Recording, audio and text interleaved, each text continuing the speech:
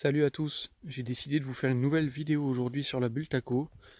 J'espère d'abord que vous allez tous très bien, malgré le contexte qu'on vit actuellement et le confinement qui se met en place petit à petit. J'espère que vous allez bien ainsi que vos proches. Voilà, je vous avais promis lors de la dernière vidéo de vous la montrer en extérieur. Donc aujourd'hui j'en profite parce qu'il fait beau. En vérité, il n'y a pas grand chose qu'à changer, qu'à évoluer dessus pour l'instant. Des petits détails que je vais vous montrer, mais c'était surtout pour la présenter, on va dire, dans sa version quasi finie et en extérieur. Donc comme ça, vous pouvez voir son rendu final, avec toute la déco complète, etc. Donc, qu'est-ce qui a changé depuis la dernière fois? Pas grand-chose. Je me suis occupé en fait de revoir entièrement mon système de frein avant. Bon, il me reste toujours à sabler les étriers, puis ensuite de les purger, les monter avec des plaquettes neuves, etc. Mais j'avais monté en fait au début un système d'urite de DRD Limited, DRD Racing Limited, qui sont pas les mêmes systèmes de durite que ceux de DRD 03. Et en fait, je suis revenu sur un système de DRD 03 parce que les longueurs de durite sont pas tout à fait les mêmes et ça rend beaucoup mieux en vérité. Et aussi, la dernière fois, je vous avais présenté le fait que j'avais monté ici un Metzingen Brembo, mais ça n'allait pas du tout au niveau de la sortie d'urite, etc. Donc j'ai préféré repasser sur un Metzingen d'origine de Bultaco, qui est actuellement, comme vous pouvez le voir, un levier noir. J'essaierai d'en trouver un de couleur argentée pour s'accorder avec le levier d'embrayage, mais bon, ça reste un détail. Voilà, ça rend beaucoup mieux, et puis surtout, voilà, au niveau de la durite, etc., ça arrive pile poil comme ça devait arriver. Donc là, on est sur quelque chose de pas mal. Ça me plaît beaucoup mieux en tout cas. Voilà un peu le rendu que ça donne, vu de devant. Je sais qu'il y en a plusieurs qui sont pas forcément fans de l'avant, dans le sens où le garde-boue est un peu long, la plaque crosse peut être un petit peu imposante, etc. Moi, je m'y suis fait, ça me pose pas de problème.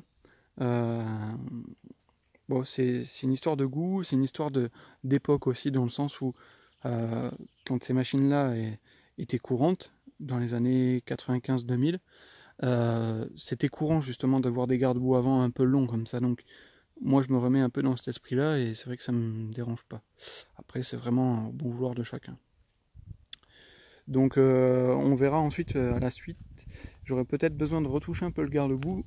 Il faudra que je vois au moment où je présenterai le pot d'échappement, parce que comme vous pouvez le voir, le garde-boue descend assez bas.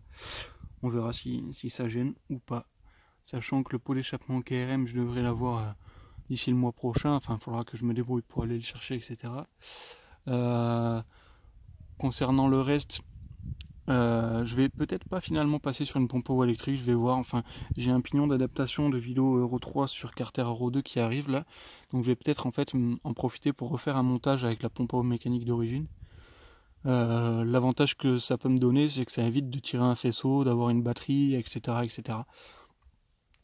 Donc je vais voir, je vais peut-être faire ça.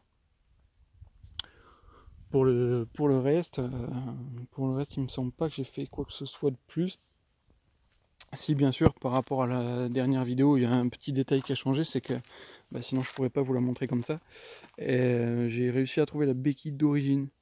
Donc là, elle est sur sa béquille d'origine. Tout va bien. Donc je remercie Rup Racing, qui est une entreprise qui vend des pièces d'occasion, qui est tenue par un ami à moi, Romain.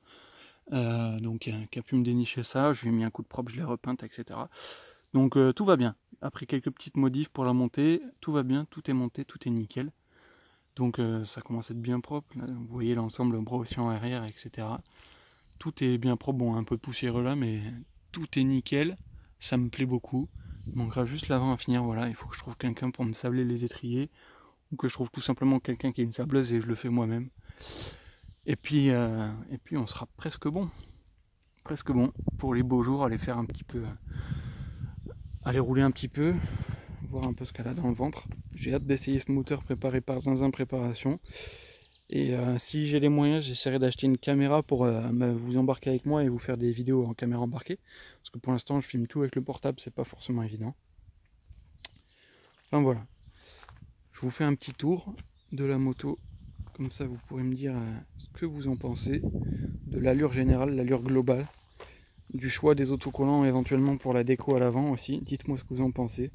J'ai voulu rester dans un esprit vintage, hein, des autocollants comme à l'époque, Idem pour les autocollants de fourche, j'ai préféré mettre ça plutôt que des autocollants de DRD03, les Marzocchi sur fond carbone là, parce que je trouvais que ça... Ils sont très très beaux les Marzocchi sur fond carbone, mais ça aurait pas donné le même rendu à la moto. Là je trouve que ça fait vraiment un esprit un peu moto de compétition de l'époque.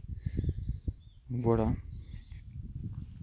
Donc après, il y a tout plein de détails spécifiques au Bultaco, hein, je le répète, un Bultaco, c'est pas comme un autre Derby Sanda tubulaire. Hein. Donc voilà, il y a plein de détails spécifiques. Je vous invite à regarder la vidéo précédente où j'explique bien toutes les différences. Et puis voilà, je vous dis à une prochaine, en espérant que tout le monde ira bien d'ici là. Et on essaiera de se retrouver quand elle sera complètement finie. Allez, à plus, ciao ciao.